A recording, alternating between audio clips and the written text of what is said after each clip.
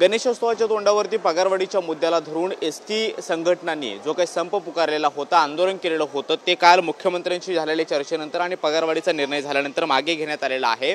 जवळपास मूळ वेतनामध्ये 6,500 रुपयांची पगारवाढ होईल अशा पद्धतीचा कालच्या बैठकीमध्ये निर्णय झाला आणि त्यानंतर एसटी संघटनांनी हा संप मागे घेतला आणि आता आपण पाहतो की एसटी पूर्ववत झालेली आहे।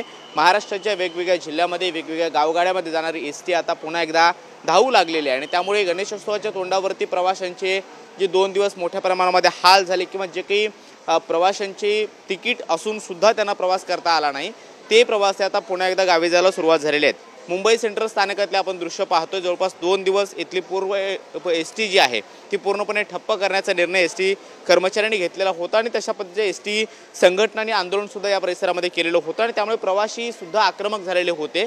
गणपतीच्या अगदी तोंडावरती गावी जाणाऱ्या प्रवाशांमध्ये मोठी वाढ झाली होती आणि त्यामुळे एसटी संघटनांनी पुकारलेल्या आंदोलनामुळे त्यांना गावी जाता येत नव्हतं आणि त्यामुळे मोठं अडचण जी आहे या सगळ्या प्रवाशांना निर्माण झालेली होती। मात्र आता आपण पाहतोय की मुंबई सेंट्रल स्थानकामध्ये प्रवाशांची मोठी गर्दी आपल्याला पाहायला मिळते आहे आणि एसटी सुद्धा पूर्ववत झालेली आहे।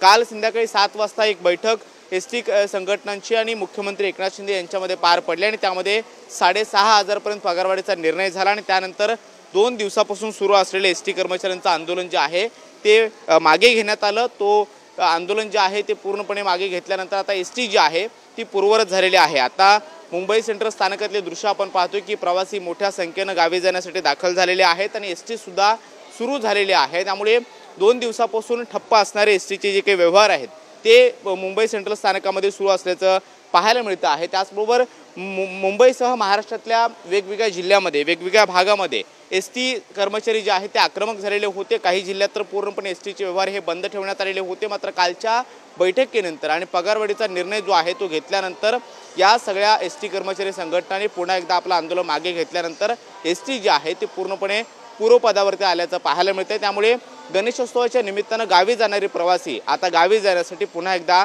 बस आगारांमध्ये यायला सुरुवात झालेली आहे। व्हिडिओ जर्नलिस्ट योगेश सोबत कृष्णा सोनारोडकर, TV9 मराठी, मुंबई।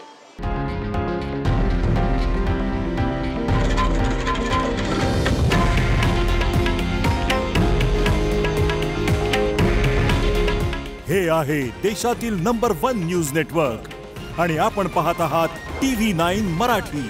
काळजी तुमची, हित महाराष्ट्राचं।